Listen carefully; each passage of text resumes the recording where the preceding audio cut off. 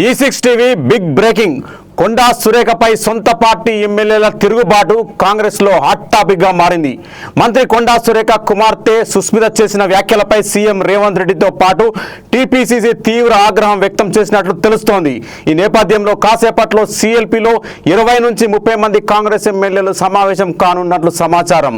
మరోవైపు కొండా సురేఖకు పలువురు సీనియర్ మంత్రులు, ఒరిజినల్ కాంగ్రెస్ నాయకులు మద్దతుగా నిలుస్తున్నట్లు తెలుస్తోంది. ఇక సుస్మిత వ్యాఖ్యలతో తనకు ఎలాంటి సంబంధం లేదని మంత్రి కొండా సురేఖ ఇప్పటికే వివరణ ఇచ్చారు.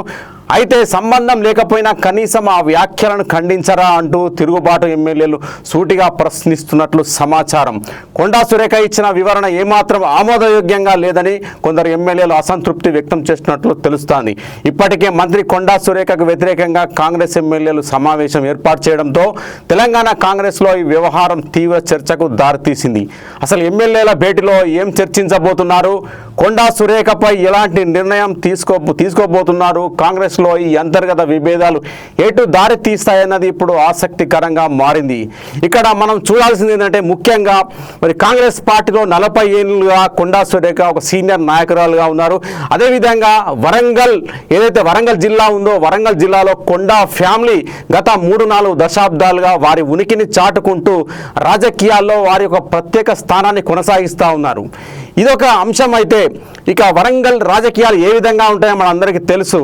కొండా సురేఖ ఫ్యామిలీ వర్సెస్ కడియం శ్రీహరిగా, లేదంటే ఎర్రబెల్లి దయాకర్ రావు వర్సెస్ కొండా సురేఖ వర్గంగా ఎప్పుడు వారి మధ్యన రాజకీయ చిచ్చు అనేది జరుగుతూనే ఉంటుంది. అంటే ఈ మధ్య కాలంలో ఇటీవల మరి సీఎం రేవంత్ రెడ్డి పరకాల సభ ఏదైతే నిర్వహించారో పరకాల సభలో ఆయన చేసిన వ్యాఖ్యలు ఏవైతే ఉన్నాయో ఆ వ్యాఖ్యల వల్లే ఈ రాజకీయ దుమారం రేగింది. రాబోయే ఎన్నికల్లో పరకాల్లో రేవూరి ప్రకాష్ రెడ్డికి మళ్ళీ టికెట్ కేటాయిస్తానడం ఈ కొండా ఫ్యామిలీకి నచ్చలేదు అన్న అంశం అయితే మనకి ఇక్కడ అర్థమైపోయింది. అందుకే కొండా సుస్మిత రేవంత్ రెడ్డిని టార్గెట్గా చేస్తూ, కాంగ్రెస్ పార్టీని టార్గెట్గా చేస్తూ ఆమె చేసిన వ్యాఖ్యలు ఏమైతే సంచలనంగా మారాయి. ఏకంగా సీఎం రేవంత్ రెడ్డిని టార్గెట్ చేశారు. సీఎం రేవంత్ రెడ్డి టికెట్లు కేటాయించరు, అధిష్టానమే టికెట్లు కేటాయిస్తుందని చెప్పేసి మాట్లాడారు.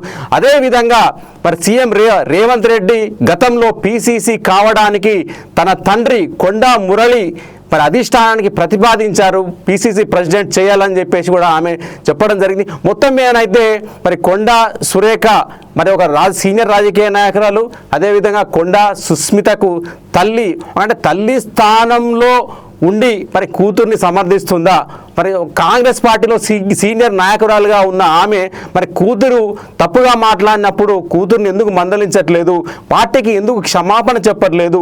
మరి కొండా సుస్మిత కూడా పార్టీకి మరి ఎందుకు క్షమాపణ చెప్పట్లేదు? ఈ విధంగా సీఎం రేవంత్ రెడ్డిని టార్గెట్ చేస్తారా? కాంగ్రెస్ పార్టీ పైన ఇష్టం వచ్చినట్టు మాట్లాడతారా?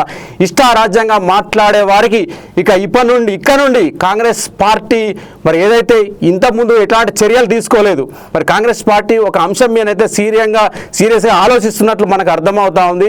ఇక భవిష్యత్తులో కాంగ్రెస్ పార్టీలో ఏ నాయకుడు కూడా రేవంత్ రెడ్డిని కావచ్చు, కాంగ్రెస్ పార్టీని కావచ్చు టార్గెట్ చేస్తూ అడ్డగోలుగా మాట్లాడకుండా ఉండడానికే ఈరోజు మరి సిఎల్పిలో మరి ఈ సమావేశం అనేది ఏర్పాటు చేయడం జరిగింది. ఇది అంత మామూలు సమావేశం కాదు. 20 నుంచి 30 మంది ఎమ్మెల్యేలు ఈ సమావేశంలో ఉన్నారు.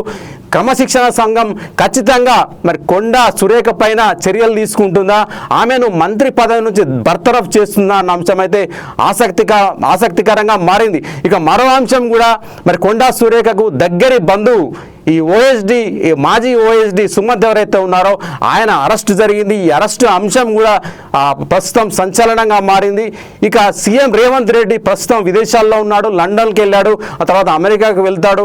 మరి అక్కడి నుంచి ఆయన వచ్చేంత వరకు కూడా ఆమె బర్తరఫ్ను అలాగే టేబుల్ పైన ఉంచి ఆపుతారా, లేదంటే మరి సీరియస్గా కాంగ్రెస్ ప్రభుత్వం కాంగ్రెస్ పార్టీ కొండా సురేఖ పైన మరి చర్యలు తీసుకుంటుందా, ఆమెను మంత్రి పదవి నుంచి తప్పిస్తుందా అన్న అంశం అయితే ప్రస్తుతం ఆసక్తికరంగా మారింది. ఇవి బ్రేకింగ్ న్యూస్. మరిన్ని బ్రేకింగ్ అప్డేట్స్ కోసం కీప్ వాచింగ్ E6 టీవీ.